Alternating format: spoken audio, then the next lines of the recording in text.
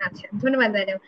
Madam আসলে হয় কি যে যখন আমাদের সাধারণ মানুষজনের যেরকম চিন্তা ভাবনা যে যখন ব্যথা হয় বা মেনস্ট্রুয়াল ইরেগুলারিটি হয়, আমরা ডক্টরের কাছে যাওয়ার চেয়ে আসলে ফার্মেসিতে যাওয়া বেশি পছন্দ করি, যে ব্যথার ওষুধ হয়তো বা খেতে থাকি, অথবা ফার্মেসি আলাই অনেক সময় মাসিক রেগুলার করার ওষুধ দিয়ে দেয়, এটা চলতে থাকে। তো যদি ম্যাডাম এই এন্ডোমেট্রিওসিসটা নিয়ে দীর্ঘদিন ধরে কেউ ভোগেন এবং ডক্টরের শরণাপন্ন অনেক দেরিতে যে হন, সেক্ষেত্রে কি ধরনের জটিলতা হতে পারে ম্যাডাম?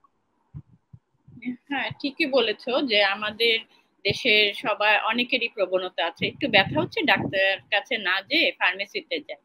তো এই জায়গাটা আমি একটু বলবো কি, দুইটাই ব্যাপার হতে পারে যে হয়তো এমন অসময় হলো যে ডাক্তার নাই, ঠিক আছে, জি। সকালে অফিস টাইমে না, ঠিক বিকাল টাইমে, আবার বিকাল টাইমে যখন প্রাইভেট প্র্যাকটিসে বসেন বা সব হাসপাতাল জি। খোলা থাকে, ঠিক তখন তারা যাওয়ার মতন লোক পাচ্ছে না, তখন কাছে ধারে একটা ওষুধের দোকানে যায়।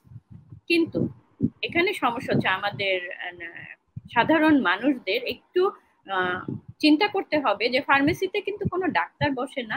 ইভেন আমাদের দেশের বাইরে অনেক উন্নত দেশে আছে যে ফার্মাসিস্ট থাকে, ঠিক আছে, তারা ফার্মেসিতে মাস্টার্স করা, পিএইচডি ডিগ্রি করা। তো তাদের অন্তত অনেকটা নলেজ থাকে যে এই ওষুধটা কি মাত্রাতে দেওয়া হবে। একটা জি। ব্যথার ওষুধই অনেক বেশি দিল না, অথবা একটু কয়দিনে দিতে হবে, সেটাও তাদের ওই হিসাব করে দেয়। কিন্তু আমাদের ফার্মেসিতে এই প্রচলনটা আমাদের দেশে নাই, যার ফলে রোগীরা ভ্রান্ত ধারণা নিয়ে একটু ভালো হয়, একটু ব্যথা হয়, তারপরে ক্রনিক ডিজিজে ভোগে। যেটা কি না আমরা বলবো যে কি কি কমপ্লিকেশন হতে পারে। যেমন এন্ডোমেট্রিওসিস একটা ছোট্ট দানা থেকে শুরু হয়, ম্যাচ স্টিক বলি আমরা, একটা ম্যাচের কাঠির সামনে যে কালো দানা পারদের ইয়েটা থাকে, এরকম একটা ছোট্ট দানা থাকে।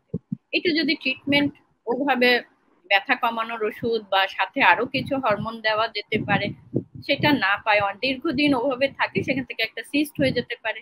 ওভারির মধ্যে এন্ডোমেট্রিওসিস হলে চকলেট সিস্ট বলি আমরা, সেটাও হতে পারে। হ্যাঁ, এবং পরবর্তীতে বাচ্চা হতে না হওয়ার একটা কারণ হিসাবে দেখা যায় যে 30 to 40% ইনফার্টাইল ওমেনদের কারণ হলো এই এন্ডোমেট্রিওসিস। তো আমাদের টাইমলি যদি চিকিৎসা না করে, ডাক্তারের কাছে না আসে, প্রবলেমটা মানে রুগীদেরই, তাই না? জি।